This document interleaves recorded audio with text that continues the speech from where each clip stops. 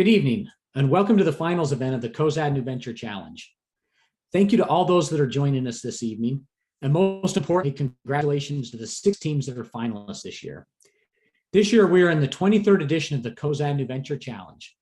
The competition was launched in the year 2000 through a gift from Peter and Kim Fox to honor V. Del Cozad. Del Cozad was one of Peter's close friends and mentors, and it was set up to honor his memory, hard work, dedication, and his entrepreneurial spirit. Close to $2.5 million has been awarded to teams over the years. This year, over 75 teams entered the competition, and tonight we're down to the final 6 teams. In addition to seeing those teams tonight, we'll have an opportunity to hear from Sundari Mitra, a well-known alum and successful entrepreneur from the University of Illinois, and currently he's the Chief Incubation Officer and a Corporate Vice President at Intel. This evening, John Thody, one of our clinical professors of innovation and entrepreneurship, will be having a conversation with Sundari, where she'll share wisdom of her entrepreneurial journey and her thoughts around entrepreneurship. But most importantly, we'll be hearing from our 6 finalist teams. We'll see brief pitches from these 6 finalists, and after that, we'll be awarding our grand prizes. Well over $200,000 of prizes will be awarded to help these teams launch their ventures. Before we get started, I'd like to say a few words. UIUC has a celebrated history of innovation and technology translation. It goes all the way back to the transistor and LED light bulb. But even more than that, we are known for producing world-class entrepreneurs and innovators. From the founders of companies such as PayPal, YouTube, Siebel Systems, Malwarebytes, and most recently, companies like Greenlight Planet, Tralla, C3, Cast21, and Loop. This list goes on and on, and with companies that you're familiar with. Crunchbase recently named the University of Illinois as one of its top 5 public universities for graduating student founders. And I have no doubt that students and teams participating in this year's competition will eventually end up on that list. Now a word to our mentors, judges, and coaches. As we have come out of this pandemic, we have learned to adjust to a new way of doing things. And it has provided us opportunities to engage with our alumni and friends in ways that were not possible in the past. For this final round this year, we have a panel of distinguished judges from around the country, a panel of investors, entrepreneurs, and innovators who would not have been able to engage with like this in the past. We'd like to thank these judges for their expertise and all the time that they have spent with us this year, and the time that they have donated to this competition. In addition to these judges, for our final round, would also like to thank all of the judges, mentors, and coaches that have helped us throughout this competition. There have been many of you that have given of your time, and as you can see from this list behind me, there's been many of you that have spent time with our teams to help them get to this point. Again, a heartfelt thanks to all of you. Now, finally, thank you to all of our sponsors. As I mentioned earlier, we'll be awarding well over $200,000 in funding and prizes to teams this evening. And thank you. This would not be possible without your help. Thank you for supporting our teams. Now with that, we'll now have our conversation with John Thody and Sundari Mitra. John, we'll now turn it over to you. And thank you to everyone again. So thanks, Jed. Hello, my name is John Thody. I'm a clinical professor of entrepreneurship in the Technology Entrepreneurship Center in the Granger College of Engineering. I'm also the academic lead for the Cozad New Venture Challenge. I have the distinct honor of being here with a fellow engineering and ECE alumnus, Sundari Mitra, MSE class of '88. Sundari is here today to help us kick off the 2022 Cozad New Venture Challenge awards event and to offer some advice to aspiring young entrepreneurs. Well, it's probably unnecessary. Let me provide a brief bio. The full bio, Sundari, is available on the Cozad New Venture website.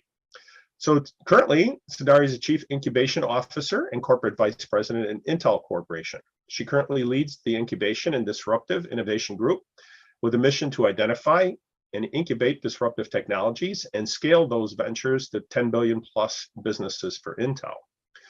She began her career in Intel in the late 80s as a chip designer on the Intel 286. Subsequently, she joined Sun Microsystems, where she drove several Spark processors from inception to production.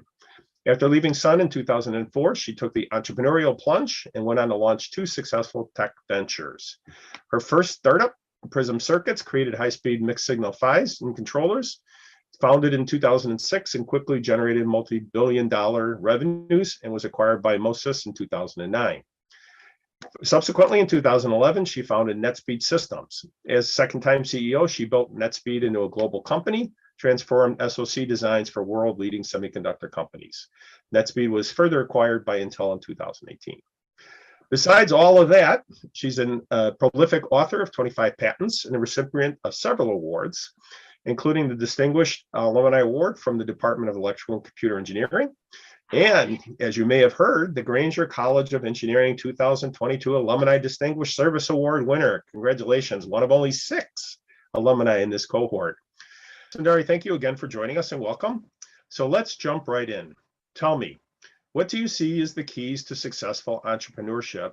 And what is a good framework for aspiring student entrepreneurs to begin to take the next steps in that trip?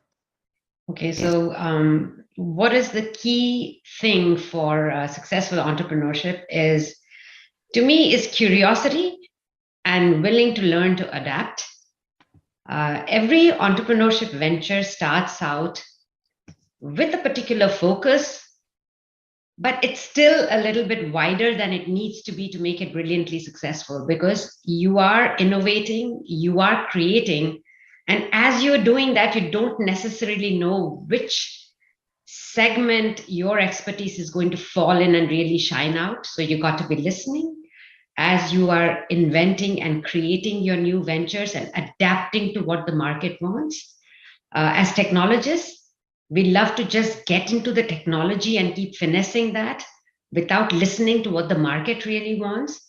Entrepreneurship is about listening to the market need and satisfying that.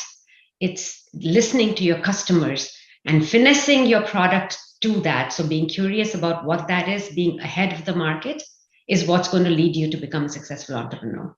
Obviously, you need the technical chops, you need a solid team, but that element is very important. Let me ask you another interesting question about an anecdote I heard about your first performance review. Can you tell us that about that story and what you learned from that story? It's anecdotally true. So my first performance review at Intel was an interesting one. And again, today the company I work in is so different. But this is, I'm talking about, in the 80s, when diversity, when how women should even be addressed was not really well formulated. I mean, it's a shame that we all have to be taught this, but in the professional world, it was sadly lacking. And what precisely happened is that, I had worked really hard. I thought anyway, I had worked really hard. I had great results to prove. And when I had my first review, my manager kind of said, you've done really well. Your work looks very good. So I'm giving you a rating, which is like really good. But by the way, I don't think you deserve a raise, or you don't need much of a raise. And I'm like, isn't my raise supposed to reflect how I work? And he's like, well, I know you're married. I know your husband is also working. You don't have any kids. There are a lot of other employees over here who can use the money. So here, I'm giving you this minimal raise. I could have kind of cowered and said, maybe this is the way it is, but wasn't acceptable to me, right? And that is when I kind of challenged the whole system. And actually the company, again, if unfair things happen to you and you approach the right channels, rather than getting belligerent and, getting annoyed at him, I just went through the proper channels and I told them, I said, listen, A, this is unfair. B, you do not recruit from a school of the caliber of a UIUC and then treat one of their alumni this way. It doesn't work. And if you guys don't address this, and it's just not about me, it's about a systemic thing that is going on, probably across the industry. I don't know, but at least I said, it seems to be like this is, if someone could talk to me this way, it seems like it's rather prevalent. we need to address all of it. And the action that was taken was very supportive of everything that I said. Right. But the fact that this happened was wrong. The fact that I had to deal with something like that at such a young age was wrong. But again, I knew I had the support required, and that I was right. Right. And so my message to everyone is, wrong things happen to all of us. We can either, take that as feedback and kind of just clench up saying, man, this is the way it is, or you can do something about it. And that doing something about it, again, if you are going to join, which you are, an entrepreneurial journey, you've got to keep challenging yourself, the system, everyone else all the time. This was one instance of that. A lot of entrepreneurial success. So let me take a slight sidetrack here. So you're the Chief Incubation Officer at a company like Intel, and that's pretty interesting. So what does the Chief Incubation Officer do? And tell us a little bit about, why is Intel interested in entrepreneurship, or I think students are confused about what those are, and how can they excel in a big company like you're doing now? No, absolutely. So I've kind of figured, I'm not suggesting that if I do entrepreneurship outside of Intel, it'll always be successful. But having been successful in creating businesses of a certain magnitude, at least I have the confidence that, that road is available for me all the time. I mean, I think I have the ability to kind of execute. I also have the ability to partner with innovators and then be able to execute a business and bring it to a certain amount of success. But once my company NetSpeed got acquired by Intel, I started looking at how Intel is working, what we are doing. And reality is that Intel needs to innovate beyond the data center play that we have and the PC play that we have on the client side, what we call the data center business and our client business, saying we need to do something else that is as big or bigger as the next phase of our company. And the CEO of our company, Pat Gelsinger, and before him, Bob Swan, both believed that it is important for us to be doing that. And a company like Intel, we do a lot of, expansion of ideas by acquiring companies. So that's inorganically you grow. And we have done that several times. We acquired the FPGA business. We had Mobileye, many more examples that we have done to kind of expand the business portfolio of the company. But how can we create something that is disruptive, that is innovative, but do it organically? Do it with the employees who are already part of Intel. So maybe just a kind of a last question here, and it's something that I always, so I'm an I-Core coach for National Science Foundation. I'm not sure if you're familiar with that, but we have a famous question that we always tell the students they need to ask at the end, and the question is there something I should have asked but I didn't that you feel important to share with our students? That's a great question. I didn't know that, and I'm going to remember this and use it in the future. So you asked me a lot about me, my history, what I have done. How does what I have done play in the present days and times, right? Maybe that would be the addition that I would want to leave the students with. Perfect. And I think I've said this over and over again, and it's never ceases to be important. While you're at school, get your fundamentals so solid that no one can shake you on that. It doesn't matter to me today whether I am running an organization in a large corporation, running my own business. If I did not have sound fundamentals, I would not be able to question my team with confidence. You don't needle people, you don't ask them silly questions, but you need to be able to understand the basics so well that you're always a step ahead of everyone in your thought process. in the area that you're working in, right? So if you don't know the area that you end up starting a venture in, become the master at least enough where you don't have to do the hands-on work yourself, but know so much about it that it's not possible for anyone to pull the wool over your eyes. I mean, people don't intentionally try to mislead you or cheat you or anything like that. But as the person in charge, ultimately it's your responsibility to make all the right decisions. So you have all the tools today. You have all the tools in this day, age, and time to make so many more choices than perhaps John and I did when we were young, right? You have so much more available. Use all of that to kind of keep learning. Learning is a lifelong journey, right? And learn to get bored fast, because if you get bored fast, you do different things. I mean, you heard from John how many things he has done. Wow, I would like to be like that too, John. So I hope I also get a chance to do many more different things and continue to grow. I'm sure you will. And it's been a fascinating conversation. Thank you for taking the time. You're certainly a very fast learner here, and you've been real benefit to our students. So thanks a lot again on behalf of our students and staff and administration, and congratulations again on the prestigious award. That's fantastic. We're looking forward to that interview there. And for all of us here, thank you. And now let's hear from our finalist teams. Thank you very much. Congratulations to all of you. Really proud of the work that you're doing. Thanks.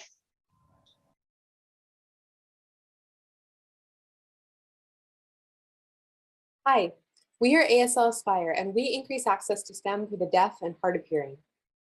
Trying to learn STEM without the words for it is nearly impossible. Just ask Aaliyah. She's a smart, funny deaf student we met this fall who loves to learn. But in class, Aaliyah doesn't have access to the common STEM words that you and I take for granted, like common angle names, biology terms, even the periodic table elements. If today Aaliyah decided to look up the odds that she could become a scientist, she'd be heartbroken. She'd find out that being unable to learn science in her classes makes her 70 times less likely to pursue a STEM career.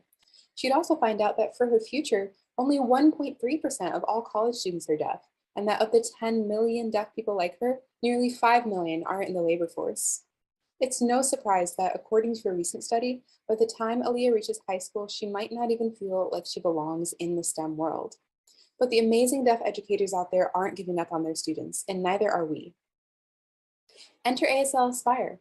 Our team built a game-based platform that teaches deaf and hard of hearing students the vocab they need to succeed, all right here at our virtual campus at the U of I. Each one of these buildings hosts a different subject curriculum designed hand-in-hand with teachers to help their kids achieve the national standards. Teachers also told us that their students love learning with stories, and we listened, creating a storyline that the kids follow on their journey to discover STEM words. Let's take a look inside one of these buildings. Here, kids like Aaliyah can play a wide variety of mini games, from Minecraft-esque adventures to old classics like Tetris. They earn stars, which they can use to customize their characters and compete with each other in multiplayer modes. And while they're busy having fun, their scores and performances are sent to the teacher dashboard. In our premium version, Aaliyah's teacher Rachel can see exactly where her students are underperforming and improving, making in-class intervention that much easier. And because just knowing the science isn't enough, we've created a way for students to practice the science too. Our novel machine learning technology lets students validate basic science in front of their webcam, all while they have fun playing our games. So why would teachers choose us over the other ASL apps out there? They told us themselves that other ASL apps do exist, but they're mostly made for beginners and aren't STEM focused. The apps aren't built for classroom or multiplayer use, and they certainly don't help kids ace the national standards like our app does. As a hearing researcher and mentor for kids, I saw the disconnect between deaf kids and STEM on a daily basis. My co-founders have more than 30 years of joint coding experience, ASL fluency, and 4 first authored educational papers under their belts. Our mentors also include UIUC faculty and some of the top minds in game design. And to keep this project human-centered, we're working directly alongside the deaf professionals who are actually creating the new STEM science. Now, after a year of progress, we know teachers want this solution. We secured $30,000 from the Carl Health Makeathon competition and a $13,000 research grant from the Idea Institute. Through those funds, we built the first prototype of ASL Aspire. Now our fall pilot program includes 5 middle schools in 5 states, and that's just the beginning for so many more students who need these words. Our first target market we are addressing is the 720,000 deaf students just like Aaliyah who need these words immediately. We know that this marketplace is accessible because in the United States, special education programs receive over $122 billion in federal fundings. But we don't plan to stop with just deaf students. To make a real change in accessibility, the kids around Aaliyah also need to know how to sign. Luckily, public schools have already recognized this. All 50 states now accept ASL as a choice to fulfill the foreign language requirement. That's pushed the number of hearing ASL classrooms to grow by an incredible 1,000% in the past decade, reaching over 1 million students. And globally, more than 400 million deaf people around the world sign. American Sign Language is just the beginning for us. Unlike any other platform, our games can easily switch out the types of sign language and the reference spoken language. Our business model is a freemium subscription plan. School administrators will pay an annual fee to buy our licenses. The prices you see here are similar to other online learning platforms, but are much cheaper than the annual price for tutoring. If we continue to grow at this current rate, we will help 4,000 schools in the next 6 years. At our price of $360 per year per student, this will bring our gross profit to more than $14 million in 2026. We will both make a huge impact and keep this app sustainable for years to come. Our go-to-market plan is simple. We continue to do what we know works. We will talk to more students like Aaliyah, get feedback from teachers to improve our prototype, and receive letters of intent from the companies we're working alongside with. With that, we will be right on track to officially launch to our 2 markets in 2023 and 2024, respectively. With support from Cozad, we will continue to build our momentum on this path. Better webcam technology, larger servers to support our students, and more subject support would all be made possible. And we're always looking to expand our network of schools and professionals engaged in this app. For kids like Aaliyah, ASL Aspire could change everything about the way they learn. If she engaged with our platform, she could beat the odds about her expected grades and career and bring a long-neglected perspective to the STEM world. Help us bring a brighter future to her and the millions of deaf children around the globe. Thank you.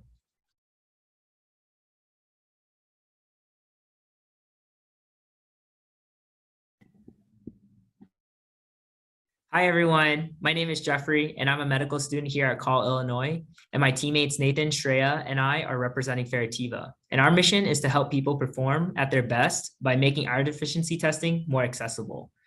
To start things off, I would like you all to meet Felicia, one of the runners. When I first met her, she ran a single mile in 7 minutes. But after joining the cross-country team and working her butt off all season long, her performances were progressively worsening. And by end of season, she ran her single mile races in 9 minutes. A performance decline of 2 minutes was extremely abnormal, considering the fact that she wasn't injured and adhered to all the training we've asked of her. I suspected that she may be anemic and asked her to go see her physician. But due to the pandemic, she wasn't able to see a doctor until several months later. When she was seen, she was diagnosed as iron deficient anemic and was treated with iron supplements. Within 5 months, she was able to run a 5K at a pace of 6 minutes and 30 seconds a mile, which meant that she is now good enough to walk onto some NCAA college teams as a high school sophomore. For someone who believed that she can never be more than a last place runner, this was huge. After my experience with Felicia, I wondered who else on our team may be iron deficient. And it turned out that approximately 50% of our women's team was iron deficient. Ever since then, I've interviewed over 20 athletes who shared a similar experience as Felicia. And I've also spoken with dozens of coaches where I discovered that school physicals hardly ever checked iron levels. Coach Bonnie mentioned specifically that school sports physicals were just pathetic because they didn't consider iron testing. And other coaches like Coach Feroki wished for a more accessible way to screen his athletes. I've also spoken with Dr. Paluska, as he's a sports physician who expressed that iron deficiency was extremely underdiagnosed. Currently, the gold standard is to check for iron levels through blood work. And this is invasive and requires a physician order, a visit to the phlebotomist. It can cost up to $150 and results can come in several days. Our solution is extremely simple. Use LFIA, lateral flow immunoassays. This is the same technology that you can find in home pregnancy and COVID-19 test kits. We will use this technology to check for iron deficiency using an individual saliva. With this method, you can assess your iron status within 15 minutes, non-invasively, no visit to the phlebotomist or physician is needed, and you can buy this over the counter for less than $20. Usage of this device is incredibly simple. Individuals can purchase Ferrativa over the counter, and they will collect their saliva in a tube and use a dropper to deposit 4 drops of saliva and their necessary reagents into our device. In 15 minutes, results will be ready. The result line intensity will be compared to a reference. And if the result line is lighter than the reference, that is a positive result, which would warrant a visit to see your physician. Lateral flow immunoassay has a market cap 8 billion, and sports performance has a market cap at 13 billion. Based on the price we aim to sell our device at, there is a potential $14 billion market if every single iron deficient anemic individual worldwide got tested once yearly. For our initial customers, though, we will initially focus on student athletes because they are the most willing to pay for high yield performance gains, which is approximately a $252 million market domestically. We will estimate selling our device at a price of $15 because that is the current price other LFIA devices are sold for on the market. Traditional blood testing is the current standard for evaluating iron deficiency status. However, in the past couple of years, other companies have their own solutions. SarahScreen is one where they allow individuals to collect their own blood and ship their blood to a lab for analysis. Bloom Diagnostics and VitaScan both allow individuals to prick their own blood and provide devices to analyze the blood. Aside from the invasiveness of these solutions, Bloom Diagnostics testing device costs nearly $500 and is currently only approved in the EU. While VitaScan is still developing their device and will likely cost similarly due to the extra hardware that is needed for the device. Ferrosense is another solution. It's non-invasive. However, the device is intended for hospital and clinic use, and it's the most costly device on this list. Ferrativa combines all the benefits these various solutions offer, and is the only device that will be tailored for athletes. So far, we have secured some research funding through AccessMed, and we're in the current process of securing a grant from the College of Medicine. We have formed relationships with the UIUC sports teams, local high schools, and race directors who could be early adopters of our technology. Once funding is secured, we'll spend our first year conducting research and development and prototyping with the goal of finalizing our device and obtaining IP protection. During year 2, we'll apply for Class 2 device FDA clearance and start Ferrativa sales and start advertising at high school meets and races, such as the Chicago Marathon. At year 3, we hope to formalize partnerships with LFIA manufacturers to produce at scale to meet increased demand. Our financial model is a direct sales business model, so our profitability is a function of the number of customers and number of repeat purchases per customer. In year 2, we will finalize our product and start selling to athletes at the university level. By year 3, we will focus selling to the local community and advertising with the goal to exponentially increase our sales in years 4 and 5. We project to break even by year 4 and produce an operating profit of close to $600,000 by year 5. Again, Ferrativa is the most accessible solution that offers athletes an affordable, non-invasive, convenient, and fast way to evaluate iron deficiency status. We are asking for at least $25,000 in funding to start building our prototype and conduct clinical trials to support this work. We are also looking for advisors in the health diagnostics and clinical research space to advise us, lab space to conduct our work, and legal and IP advising. Thank you for your time, and we welcome any questions.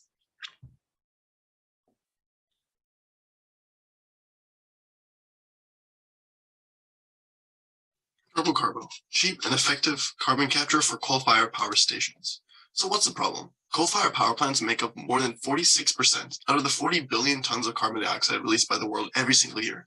And these same power plants and natural gas power plants set up an essential baseload electricity for the US's grid. So unfortunately, these plants are here to stay.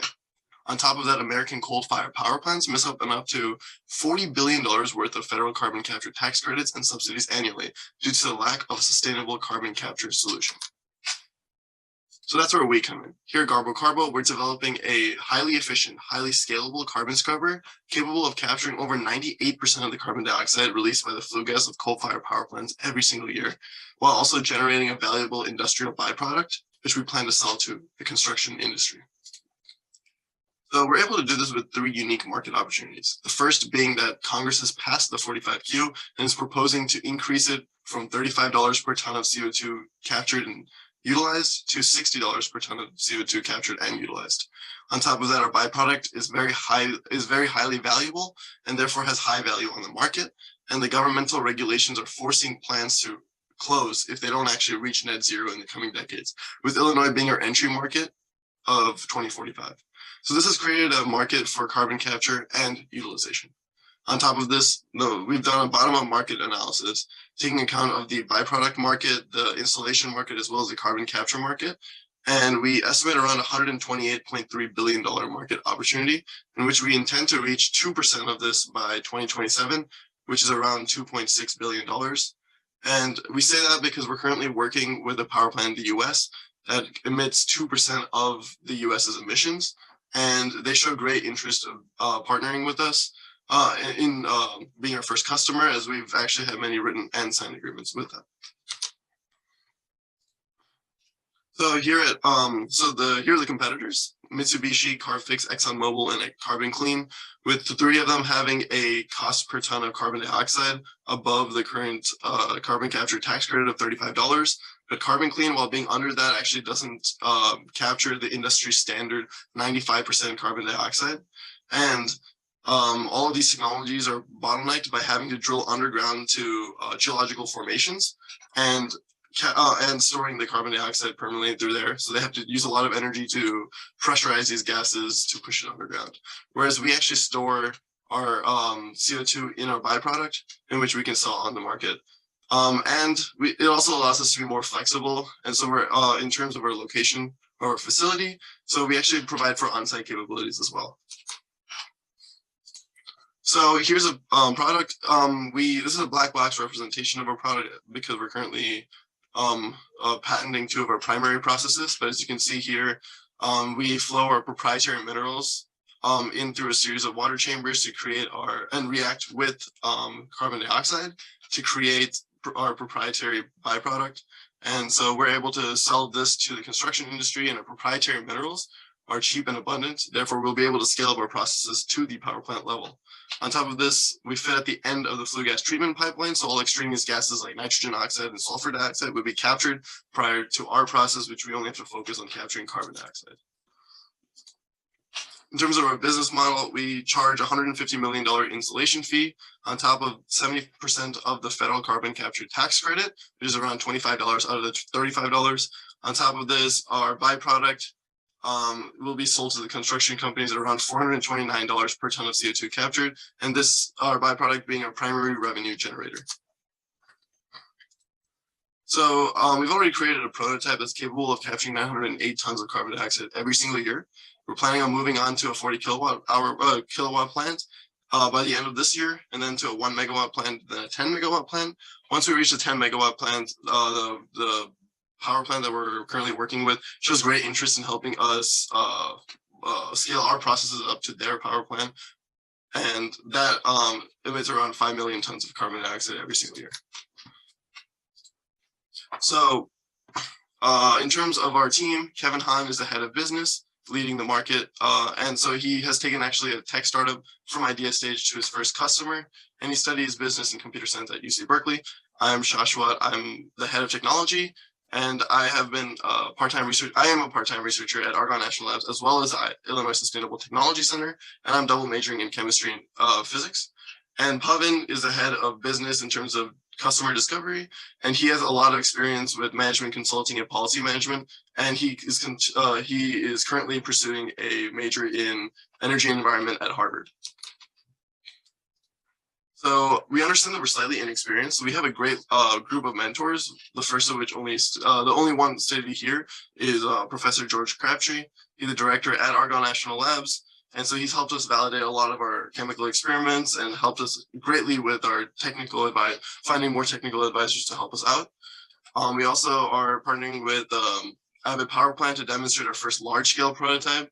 And this would be the 40 kilowatt power plant as well. We're currently working with the Harvard Climate Circle to use their strong network of mentors and pro bono lawyers to to advance our startup as a whole. If you want to learn more about us, please contact us. Here's the email provided. And with that, we want to thank you for your time.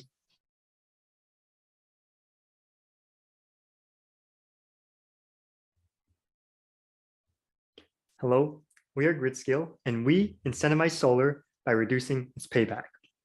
So my parents have been on the fence about getting solar for the past 4 years before they finally switched to solar. And their reason was that the payback or break-even period of the solar installation was just too long. However, when they did install the solar, I realized there was a lot of excess solar energy not being used. By the time I realized this, I had already been investing and trading cryptocurrencies for a while, and I realized I could use that excess solar energy to mine cryptocurrencies to help reduce the break-even of my parents' solar installation. So I started with the one graphics card in my gaming computer, and I quickly built a scaled-up version of our minimum viable product, which is now running in our pilot house, where my parents are now taking home $1,000 per year versus the $75 per year they would be taking home if they were to sell that excess solar energy back to the grid. So the problem we are addressing is that even though 52% of homeowners in the United States have considered installing solar, only 6% have actually installed solar. And the two most cited reasons are one, it's high cost, and two, its long payback period, which ranges from 8 years to 20 years. And these two are the reasons that are preventing homeowners from saving money on their utility bill and helping the environment. And we aim to significantly shorten this payback period. And our solution is to use the excess solar energy generated by a solar system to mine cryptocurrencies to help reduce the break-even of a solar installation. So whenever there is excess solar energy, the homeowner can sell that back to the grid, where utilities companies pay them a measly 3 cents per kilowatt hour.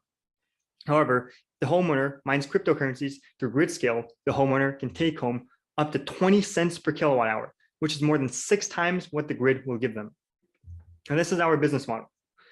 We plan on partnering with solar installers like Sunrun to take care of the solar installation, our customer acquisition, and the marketing, as well as the installation of our computer hardware, which we will provide them in a well-packaged box. So then all the solar installers have to do is to plug it in to a traditional outlet in the homeowner's garage, so no additional training is required.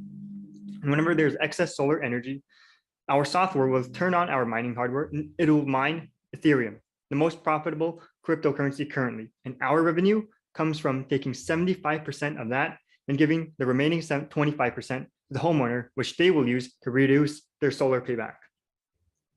So without grid scale, the solar payback ranges from 8 years to 20 years.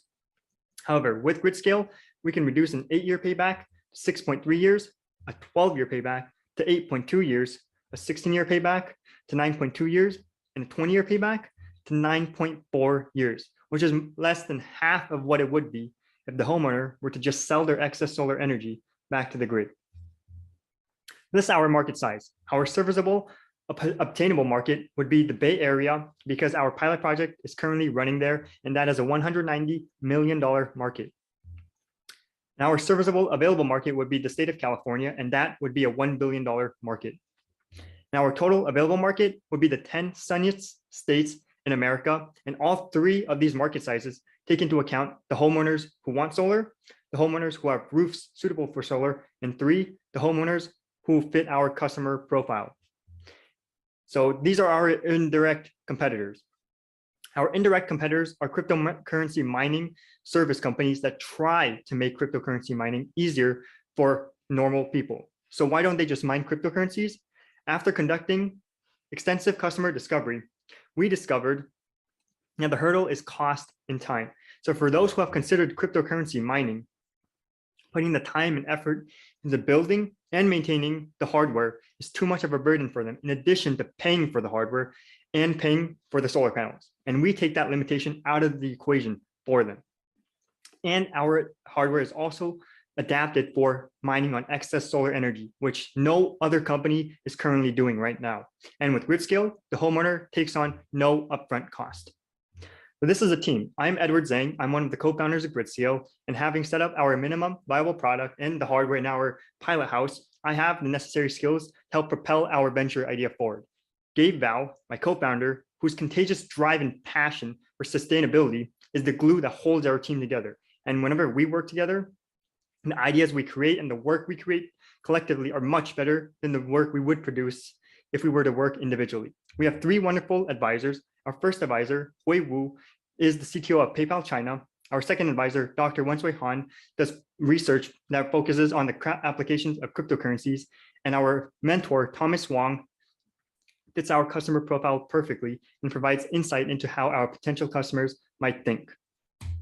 This is the timeline for the remainder of 2022. So for the first half of this, for our timeline, we're asking for $25,000 to help finish our idea validation, which includes the pilot project and the customer discovery. And we're also asking in the first half for potential contact with a solar installer like Sunrun to help solidify our solar installer partnership. For the second half of this timeline, we are asking for another $25,000 to help us achieve our ambitious goal of completing 5 official installations by the end of the year, as well as finishing our complimentary user dashboard, which shows homeowners exactly what is going on behind the scenes and how much they're making. Thank you.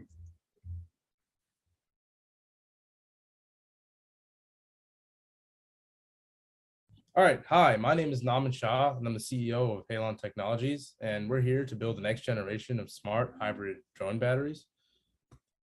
So, you guys have all probably experienced the frustration of a battery dying prematurely, and they've been around for forever, and they've seemingly just never been able to live up to their tasks. Well, if you're a business that relies on lightweight electronics for critical operations, the problem is 50 times worse. Expert surveys, the customers that we've talked to, have all essentially told us one thing, that companies that rely on batteries are willing to pay top dollar for even just marginal improvements. So if you were to open up a battery pack today, here's what you would expect to find.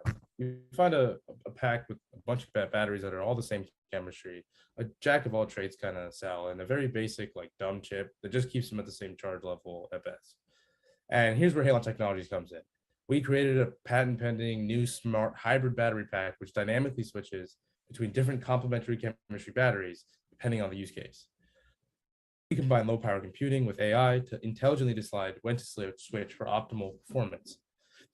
Application specific chip and algorithm that does the switching is our secret sauce and makes us the world's best battery pack assembler. So our pilot battery pack can hold 30% more capacity than any existing product in our beachhead market.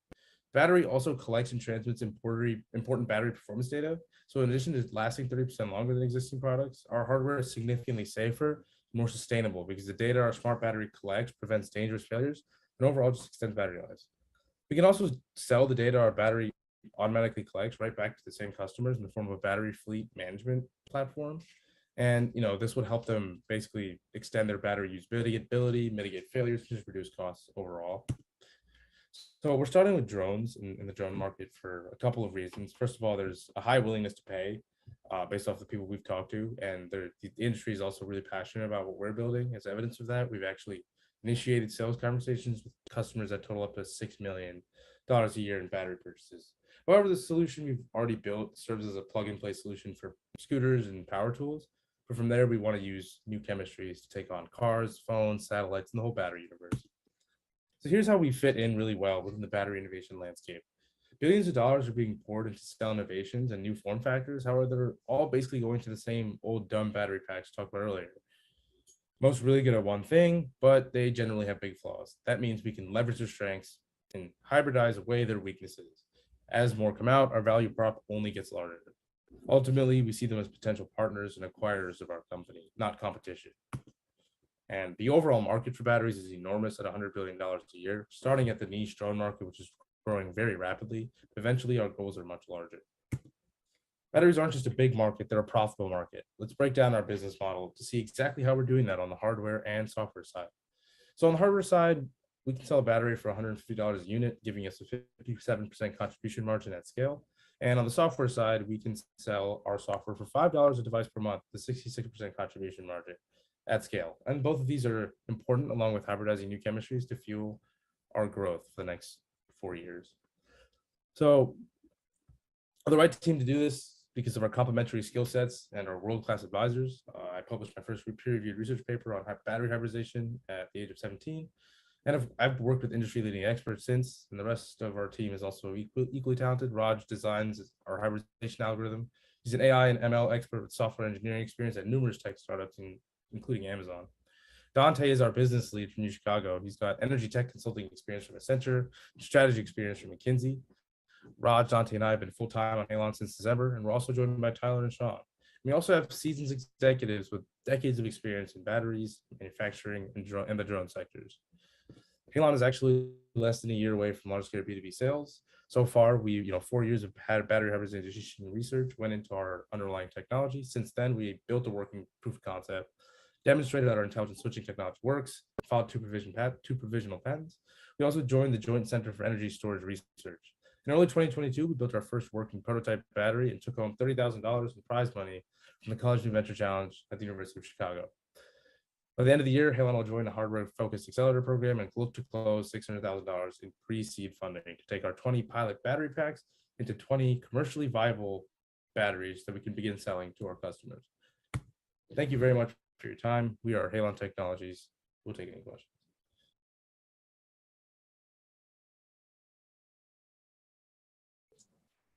We are Nephra, and we are engineering breakthrough preventative care for patients with kidney disease. I want to start the story by introducing you to Robert. Our team met Robert around a year ago today at Carle Hospital here in Champaign. Now, Robert's your run-of-the-mill average guy. He's a retired truck driver from Rantoul in his 60s. But Robert is one of the 786,000 Americans that is suffering from end-stage kidney disease. Robert's kidneys are failing, and he feels helpless. His body isn't able to filter out waste like the rest of us can, and potassium can build up, and it can be very fatal. Now, most people don't know this, but for patients like Robert, the leading cause of death is actually a cardiac event. And these cardiac events are 2 times as likely to occur if a patient has above average potassium levels. Now, we spoke with a dietitian named Joyce Vergilli who said that these patients do not have a way to monitor their levels, and that they should. In the same way that a diabetic can monitor their glucose levels, these patients need a way to monitor their potassium levels, but it doesn't exist. But that's why I am really excited to share the floor with Sam, who's going to talk about what we've built here at Nephra. Thanks, Jonathan. Really what we're engineering at Nephra is peace of mind for patients like Robert. These CKD patients can take handheld ECGs at home, which take anywhere from 30 seconds to a minute. These handheld ECGs are readily available on the market, and as a matter of fact, we've spoken with the manufacturer of these ECGs called Infobionic. Infobionic has expressed interest in going to market with us once we have a solution. In summary, a patient like Robert will take a handheld ECG, and then that ECG signal will go into Nephra software where our algorithms will analyze it. Now, I want you to think of an ECG as a crime scene. Abnormal potassium values will leave a fingerprint on this crime scene, this ECG. Then it's our job at Nephra to detect these fingerprints using feature extraction and machine learning. We've trained our model on a data set from MIT that contains over 100 million ECG samples with paired lab tests. This is a novel approach we designed to create highly precise and highly interpretable insights. As a result, we filed a provisional patent for our approach to this problem. Now, I could not be more excited to work alongside such a talented team of co-founders. Personally, my background is in healthcare data science, where I've worked at Allied Benefit Systems, and machine learning, where I've worked at BP. I'm Nephra's Chief Operating Officer, and I'm so excited for what's in store. I'm Jonathan Politsky. I'm the CEO. I have experience in healthcare investment banking at Silicon Valley Bank. But more importantly, my grandfather suffers from CKD, and it's the reason that I set out on this journey less than 1 year ago today. Now, Suma and Josh aren't here right now, but Suma is a first-year medical student here at Carle Innovation Hospital and spends a lot of time in nephrology research and pushing the fields of AI and has a bachelor's in material science and engineering. Now, Joshua is a computer scientist and bioengineer mix, and he's our CTO.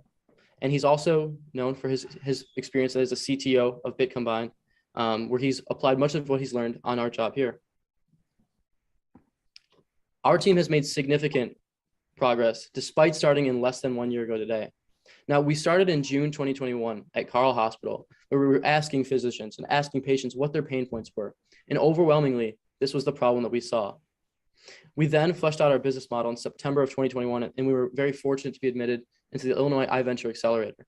From there, we carried that forward and fleshed out our value proposition for the ecosystem in healthcare as a whole, alongside the National Science Foundation, doing customer discovery in ICOR. And in January of this year, we had our first breakthrough, and our team was pumped. Our team, in our model, first model K1, developed a classification accuracy of 75% and pushed us forward to continue to believe in our vision, and is why we're so confident in ourselves today. Now, Moving forward in May, our team is really excited to announce that we're going to be working full-time on this project. We're also going to be flying out to Austin, Texas to collaborate alongside CVS Kidney Care in mitigating the problems we see in the space today. For the next steps, when our model achieves an accuracy or clinical efficacy of 0.89 to 0.9 AUC, we are going to formalize our partnership with InfoBionic. At this point, we will be calibrating our model to their hardware and going to the FDA as a Class 2 software as a medical device. In that meantime as well, we will also be collecting letters of intent with research hospitals that you can see on the right. Now, these from our customer discovery tend to be the ones that are the most interested in innovation, healthcare, and personalized dialysis, which is the next wave of healthcare and dialysis and what we fall in line with. Specifically, Mayo Clinic is actually a partner with InfoBionic and has really mentioned its ability to use data, patients, and in our initial trials. The reason that this is important, not just for patients, but for hospitalizations and Medicare as a whole, is that these patients within the current standard of care experience 8 days of increased hospitalization every month. Now, each of these hospitalizations is $38,000. And so if we can cut these in half, we can save payers over $4.8 billion. We fall under remote patient monitoring CPT codes for an annual reimbursement of $763. And this qualifies also for, this falls in line with a 96% contribution margin, which really pushes for strong operating leverage and scalability. Thank you. We are Nephra, and we are really excited to be pitching you today. We've had a great time seeing all the pitches, and yeah, looking forward to the award ceremony. Thanks.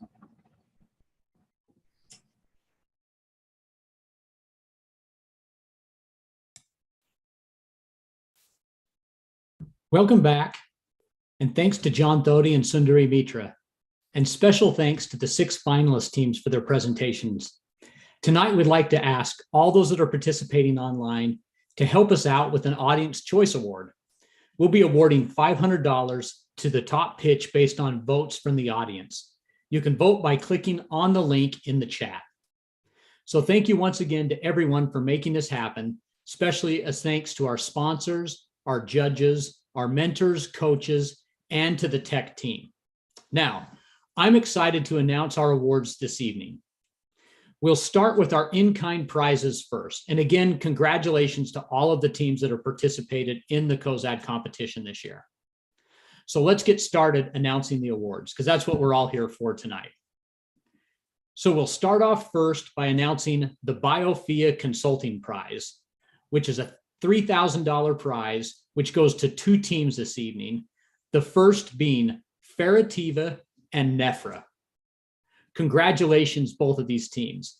This prize goes to 2 winning teams, and they'll both receive 20 hours of free consulting in the medical products area.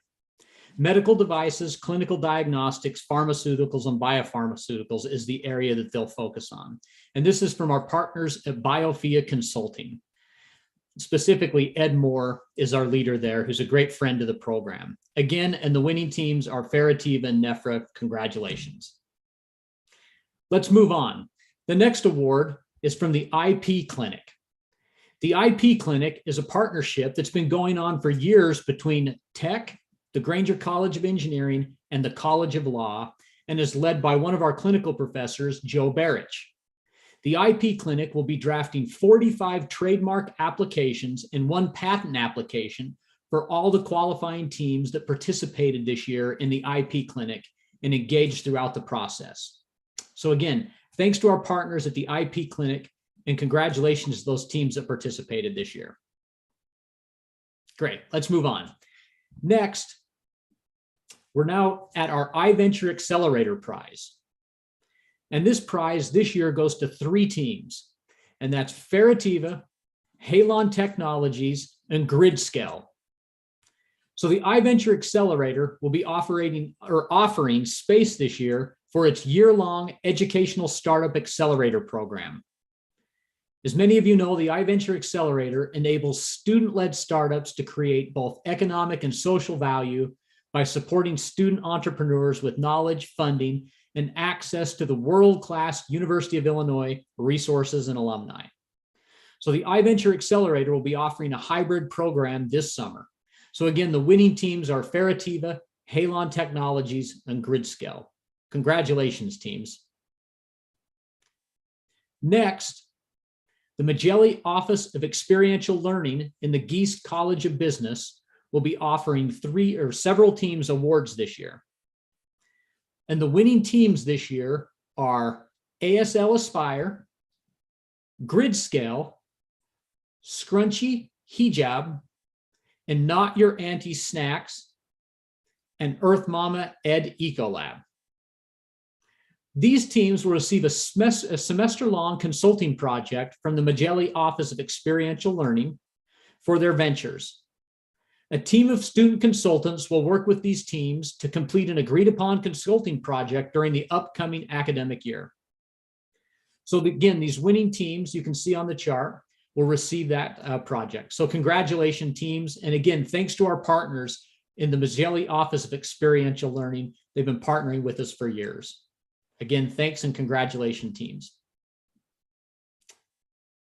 Next, we have our prizes from the Research Park and Enterprise Works, and it's the iStart prize. This prize will be going to 3 different teams this year, and those teams are Halon Technologies, Nephra, and Ferrativa. These winning teams will be awarded acceptance into the prestigious iStart program, which provides 80% funding for the cost of first-year legal services, accounting, financial assistance, SBIR application consulting, business plan and market research preparation, basic website development, and logo design. This prize is valued at $15,000 per team.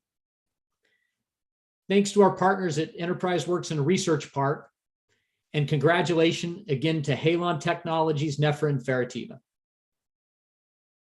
Again, another prize from our Research Park and Enterprise Works friends and partners is the Entrepreneur in Residence Support Prize.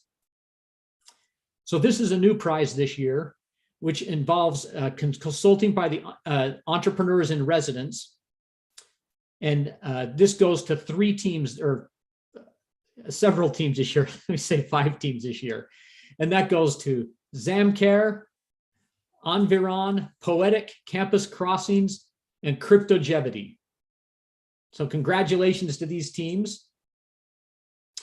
And thanks again to our partners at Enterprise, or at Research Park, for the Entrepreneur in Residence Support Prize. So next we'll be announcing our Singleton Law Firm Prize. And this year, the Singleton Law Firm Prize goes to Ferrativa, Carbo, Grid Scale, Halon Technologies, and Nephra. Singleton Law Firm has been a partner in the Cozad competition for several years, and they'll be providing legal services in the areas of corporate formation, patent, trademark, and licensing. Congratulations to the winners of this prize, and thank you to the Singleton Law Firm. That takes us to our Tech Nexus Prize. The Tech Nexus Prize this year goes to Grid Scale and Halon Technologies. So the Tech Nexus Venture Collaborative is awarding these 2 teams entrepreneurial mentoring and investor advisory for a year.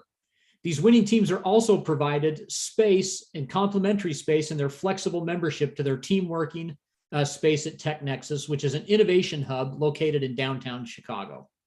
Again, they have access to their startup resources, their collaborative work and meeting space, and their exclusive community engagement with other entrepreneurs, investors, or mentors and contributors, and consulting with them as well. So again, those winners are Grid Scale and Halon Technologies. So congratulations, teams, and thank you to Tech Nexus that have been partners in the program for years. Next up, we've got a prize from Founders, and this goes to our best newcomer prize, and it's a $250 cash prize that goes to Team VOCA. So the Founders Illinois Entrepreneurs is a registered student organization on campus focused on entrepreneurial students at UIUC. Again, congratulations, VOCA, and thank you to Founders who have supported the program throughout the years. Next, it brings us to a couple of awards focused on AWARE. Research Park is awarding an AWARE Award, which stands for Accelerating Women and Underrepresented Entrepreneurs. And this prize goes to Book Future. This is a $1,500 prize to help Book Future advance their technology with prototyping and product development. Congratulations, Book Future, and thanks to Research Park for this prize and for your partnership. Tech and Granger Engineering is also awarding an AWARE prize as well. Now, these AWARE prizes are funded by Craig and Sabrina Vodnik through their gift to support the AWARE program. And we are awarding $4,000 prizes to ASL Aspire. I'm sorry, 3 prizes, $3,000 prizes to ASL Aspire, VOCA, and Scrunchy Hijab. So congratulations, teams, and thanks again to Craig and Sabrina Vodnik for your support of this program. Now that takes us to the Best Prototyping Award. So the winner of the Orange QC Best Prototype Award, there will be 3 or 4 of these, is Scrunchy Hijab, Untitled Electrical, Not Your Auntie's Snacks, and Safe Lane. The Orange QC is a special award, and it's awarded to teams. It's an award to teams for funding for creation of a prototype. Now, the Orange QC is a company that is founded by Matt Gornick, who is a former Cozad competition founder and a Cozad legend. So we appreciate Orange QC and Matt Gornick for supporting this program and for these prototyping funds. Again, the winning teams are given $1,000 each for their prototyping. So congratulations, teams, and thanks, Matt and Orange QC. Next, that takes us to the Edwin Moore Ag Innovation Prize. This is a $2,500 prize, and it goes to FarmTrack. This award honors the legacy of Edwin E. Moore, who graduated from the University of Illinois College of Agriculture and began farming in Will County. Throughout his agricultural career, he and his wife, Iva, used innovative farming practices for both crop production and livestock management. 2 of their 4 children became farmers, Edwin and Thomas, and they continued the use of innovative farm practices. So Ed has been a supporter of his programs for several years and is a clinical professor at the TEC as well. And in addition to supporting this prize, the Moore family also supports a prize at Research Park at the Ag Tech Summit as well. So thank you to the Edwin Moore family for supporting Ag Tech innovation on campus and for all you do for the entrepreneurship and innovation ecosystem. So thank you to the family and congratulations to FarmTrack for the winner of the Edwin Moore Ag Innovation Prize. Now that takes us to the V. Dale Cozad Best Pitch Award, named after the namesake of this program. And it's a $5,000 prize. And tonight that goes to Halon Technologies. This prize is sponsored by the Cozad Asset Management, and goes to the team with the best pitch, recognizing V. Dale Cozad's commitment and belief in the importance of effective presentation and communication skills in all business endeavors. So congratulations, Halon Technologies, and thank you to Cozad Asset Management and Greg Cozad for sponsoring this important prize. Great. All right. Now that takes us to where we're getting into our grand prizes. Before we get to our final prizes, we have a special prize this evening, the Dr. Paul Magelli Innovation Prize. And to announce that prize, we'd like to bring in one of our guests, Tom Parkinson from Illinois Ventures. Tom. Thank you so much, Jed. And I have to say, on behalf of my colleagues at Illinois Ventures, we have been just super impressed by the quality of the work done by the students in Cozad this year. I think it's been the best Cozad, maybe the best Cozad ever. Let me just say Illinois Ventures was established more than 20 years ago as the venture capital arm of the University of Illinois system. And we provide seed and startup capital investments for advanced technology ventures that are being launched by faculty, students, and alumni of the university. Over the years, we've invested in over 100 companies that have gone on to raise more than $2.3 billion from other investors, leveraging our dollars by roughly 40 to 1. Since 2016, we've awarded the Dr. Paul Magelli Innovation Prize to one of the top teams in the Cozad competition. The prize is named in honor of the late Dr. Paul Magelli, who taught and inspired student entrepreneurs in the College of Business for more than 2 decades. The Magelli Prize is a $10,000 investment in a student-led startup that's developing an advanced technology solution to address an important market need. We look for startups with the potential to raise additional venture capital investments to finance rapid growth and build significant value. And past recipients of the Magelli Prize include companies like Amber Agriculture, Mesh++, Deep Walk Research, Gray Kia, and Natreon. This year, we're really proud to award the Dr. Paul Magelli Innovation Prize to Ferrativa, which is developing saliva-based tests to detect iron deficiency anemia for athletes and others.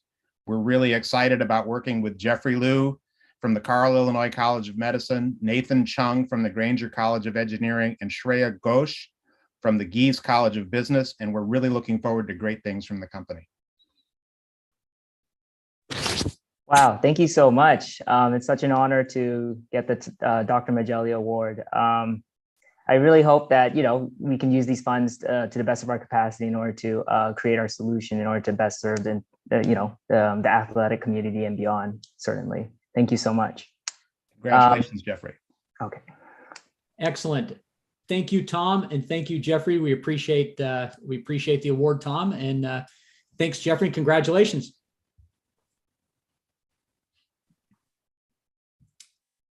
All right. Now it's time.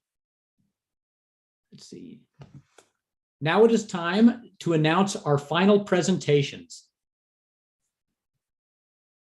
And I would like to make a few points before we move on.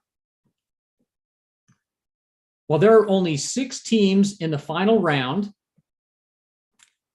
we've had while there are only 6 teams in the final round, we had 45 teams make it to the semifinal round this year. And it was a very solid set of teams. There were many other teams that could have made it to the final round and done very well this year. One of the judges, and you even heard Tom say it this evening, and there were several teams several judges that said it to me as well, that this was probably the strongest set of teams that we've ever seen in the competition. Each of the final 6 teams will be receiving an award as determined by the judges this year.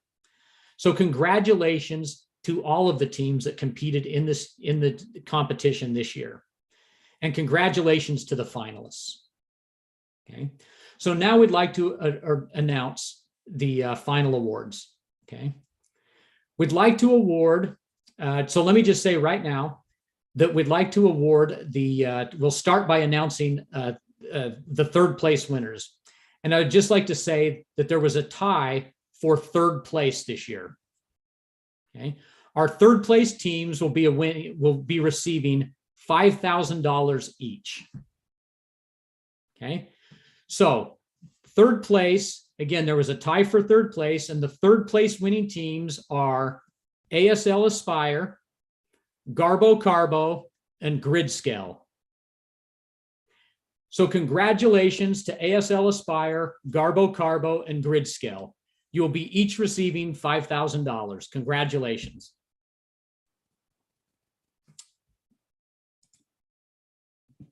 Now,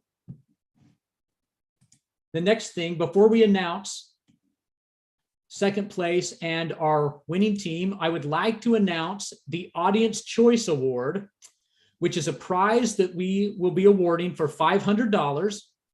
And this is based on the votes that were received this evening. Okay. So the winner of the Audience Choice Award this evening goes to, that prize goes to ASL Aspire. Congratulations, ASL Aspire. You'll be receiving $500 award this evening. Well done. Excellent job this evening at your pitch. Okay. Now on to the next part, the second place winner. Drum roll, please. Now, let me just say, before we get there, we had a tie for second place as well, based on the judging. And I would say we had a record amount of funding that we received this year. So our second place teams, we had a tie, are both going to receive $20,000. So the teams that tied for second place, each receiving $20,000.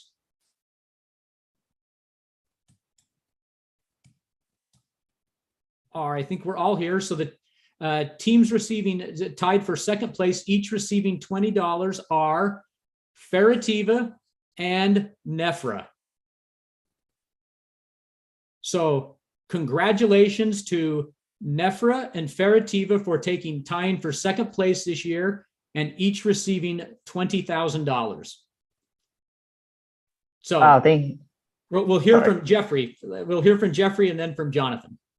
Awesome. Wow. Thank you so much. I think coming into this, I had no idea that I could take my idea so far, and this started as an idea 2 years ago. So thank you, Cozad, for this wonderful opportunity, and especially the Cozad staff, such as Mr. Jed Taylor and John Thode and the faculty and staff there, Kirsa for putting everything together, and the Cozad sponsors, of course, for funding everything. In addition, I'd like to thank my team members, Shreya and Nathan, and as well the Access Med folks who helped start all of this as well, and the CI Med mentors I've had, and the athletes and coaches I've worked with, and also my friends and family. Thank you so much. Congratulations.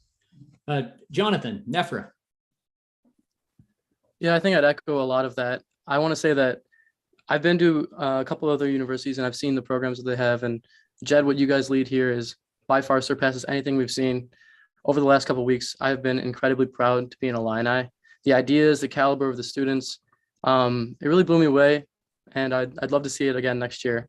And definitely want to appreciate all of the mentors that we had, and probably somewhere in the audience. I've learned a lot, and it's been really fun along the way. And also just honestly reach out to us. We're not leaving, we're not going anywhere. So follow us on LinkedIn, on our website, and it's great to be here. Thanks, guys. Excellent. Congratulations. Well done. Well done to both of you and your teams. Excellent work. All right.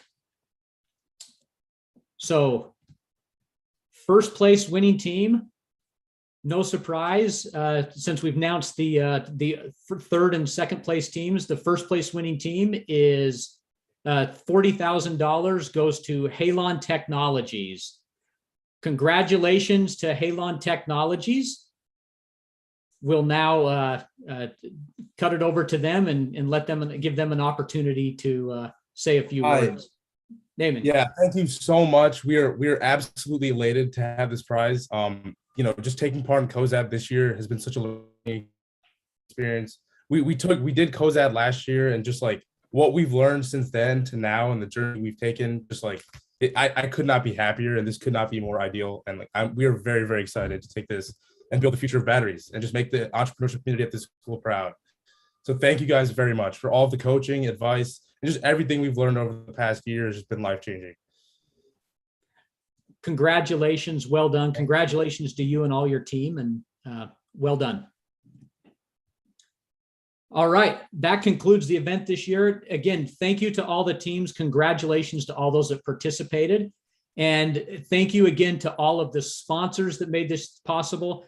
Thanks again to all of our coaches and mentors that made this possible. And again, thanks to the tech team that put this on as well, and all those that helped in the background that made it happen. So again, thanks for joining this evening.